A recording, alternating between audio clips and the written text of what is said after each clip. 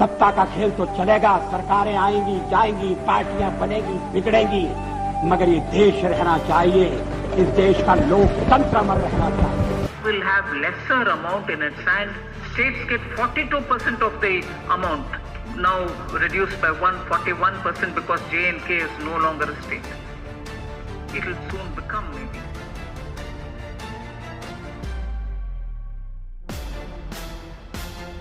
Hello दोस्तों, स्वागत है आपका मेरे YouTube चैनल अमर एजुकेशनल ब्लॉग्स पर। दोस्तों, एक बार फिर से हमारे फाइनेंस मिनिस्टर निर्मला सीतारमण के मुंह से हमने एक स्पीच में सुना है कि जम्मू कश्मीर को फिर से राज्य का स्टेटस दिया जाएगा। तो आज पूरी वीडियो इसी पर है। हम जानेंगे कि आखिर जम्मू कश्मीर पहले कैसा था, अब कैसा है और कितना एरिया जो है वो भारत के अंडर में आता है। तो दोस्तों, बात करते हैं सबसे पहले जम्मू कश्मीर के धारा 370। दोस्तों, भारतीय संविधान के भाग 21 में विशेष राज्यों के लिए एक प्रावधान किया गया है, जिसमें कुछ ट्रांजिशनल स्टेट्स हैं, कुछ ऐसे स्टेट्स हैं जिनके कुछ बीच में समझौते के द्वारा उन्हें भारतीय गणराज्य में मिलाया गया है। तो यही मतलब भाग 21 के अंदर एक आने वाला अनुच्छेद है धारा 370। इसी के आधार पर जम्मू कश्मीर को एक विशेष राज्य का दर्जा दिया गया था, जो कि टेम्पररी एक प्रोविज़न था, मतलब अस्थायी था, स्थायी नहीं किया गया था। परंतु इसके कारण कुछ ऐसे मतलब विदेशी और फाइनेंशियल मामलों को छोड़कर बहुत सारे ऐसे मुद्दे थे जो कि राज्य के हाथ में थे और राज्य शासन उसका हमेशा से दुरुपयोग करते आई थी। उसको हटाया गया है और उसके बाद अब उसको एक जम्मू कश्मीर को जो है राष्ट्रपति के नाम निर्देशित राज्य रखा गया है। लेकिन अब ये यूटी स्टेट से निकल कर जब एक स्टेट बनेगा तब हमारे सामने बहुत सारी परिस्थितियाँ बिल्कुल आज जो है उसके बिल्कुल विपरीत परिस्थितियाँ होने वाली हैं। तो चलिए जानते हैं इसके बारे में फुल डिटेल कि आगे होना क्या है। दोस्तों, हमें जो भारत का नक्शा हमने शुरू से जो देखा है उसमें जम्मू कश्मीर की आप स्थिति देखिए, हमने यही नक्शा देखा है। परंतु जो असली जो इसका मैप है वो हमारे सामने कभी आया नहीं। लेकिन अगर आप इस मैप को देखें जो कि ब्रिटिश एम्पायर में दिखाया गया है कि भारत का कौन सा क्षेत्र है, तब आप जम्मू कश्मीर के अंडर आने वाले क्षेत्रों को देखिए। यहाँ आप देख सकते हैं कि ऊपर में कोई इस तरह का कर्व नहीं है, ऊपर पूरा फ्लैट है, मतलब वो एरिया भी भारत का है। अब ये न्यू मैप जो CIA द्वारा जारी किया गया है उस मैप में भी देखिए कि हम भारतीयों का जो मतलब हम भारतीय जिसका वो करते हैं, जिस क्षेत्र को हम क्लेम करते हैं कि ये हमारा एरिया है, उस एरिया में आप देख सकते हैं कि हमारा बहुत बड़ा जम्मू कश्मीर का एक क्षेत्र है। इस साइड आप देखेंगे तो पाकिस्तान ने 1971 की लड़ाई में जितना कब्जा कर लिया है, जिसे हम लाइन ऑफ कंट्रोल बोलते हैं LOC, उसके अंतर्गत इधर आप एक आज़ाद कश्मीर नाम से एक अलग जगह देख रहे हैं, POK जिसको बोला जाता है। तो ये POK भी हमारा ही क्षेत्र है। और इस साइड आप देख सकते हैं अक्साई चीन, अक्साई चीन में आप देख सकते हैं चाइना का कंट्रोल है।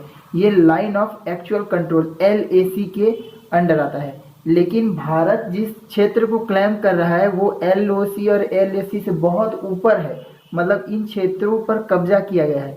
पर जब इस जगह को राज्य घोषित किया जाएगा तब ये दोनों लाइंस जो है ये बहुत हद तक सीमित हो जाएंगी और इस पर हमें फिर से एक लड़ाई लड़नी पड़ेगी, क्योंकि इसके पीछे बहुत सारी कारण। भारतीय संविधान के भाग 21 के अनुच्छेद 370 के अंतर्गत जम्मू कश्मीर को एक विशेष राज्य का जो ओहदा है ये देने के पीछे भी एक उसका ऐतिहासिक कारण है। जब भारत आज़ाद हुआ था तो भारतीय स्वतंत्रता अधिनियम जो आप जारी हुआ था उसमें कहा गया था कि जो रियासत है वो या तो भारत में आ सकते हैं या तो पाकिस्तान में जा सकते हैं या तो अपने आप को स्वतंत्र रख सकते हैं। तो उस समय के जो महाराजा हरि सिंह थे उन्होंने यथास्थिति बनाए रखने का निर्णय लिया।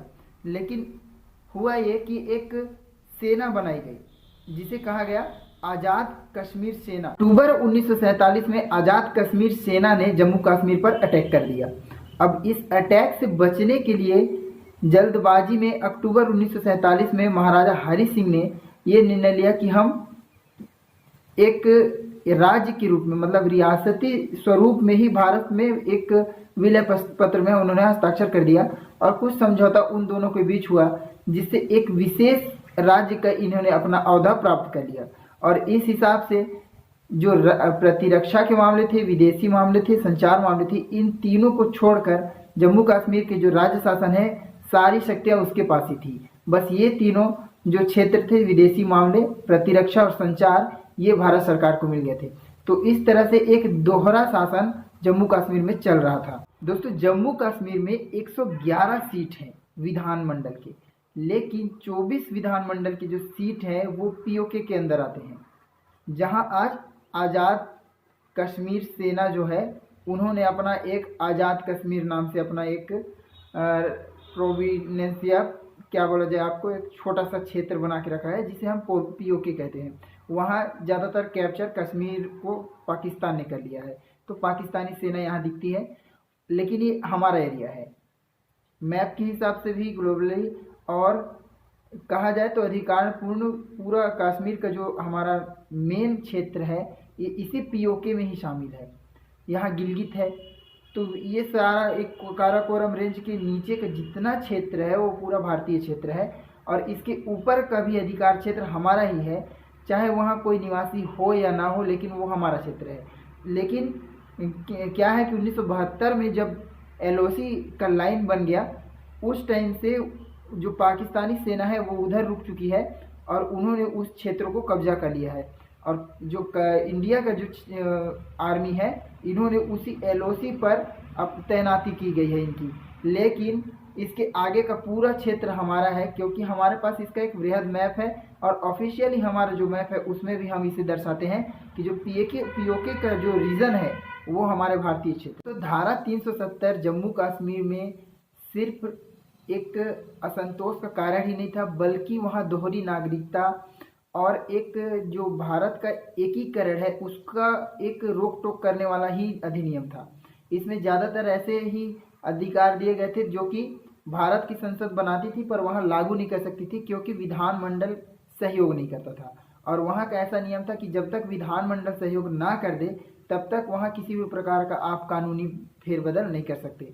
यहाँ तक कि भारत का सिटीजन जो है वो जम्मू कश्मीर का सिटीजन नहीं कहलाएगा। तो ये बहुत बड़ी बात थी कि वहाँ दोहरी नागरिकता चल रही थी, लेकिन जब इसे ख़त्म कर दिया गया तब से ये सारी चीज़ें हट गई हैं।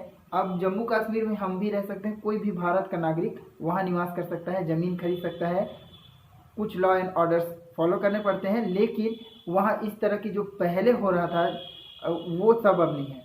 अब असंतोष पूरा हट चुका है। लगभग वहाँ जो सेना पर पथराव किया जाता था और हमेशा रोष फैला रहता था, उस सब को धीरे धीरे करके ख़त्म कर दिया गया है। और अब हम इस दिशा पे हैं कि उसे अब यूटी स्टेट से निकालकर एक स्टेट बनाने जा रहे हैं। हमारे रक्षा मंत्री राजनाथ सिंह जी ने भी कहा, निर्मला सीतारमण ने भी कहा। तो एक तरह से ये संकेत है कि आने वाले दिनों में जम्मू कश्मीर को एक पूर्ण राज्य का दर्जा दिया जाएगा।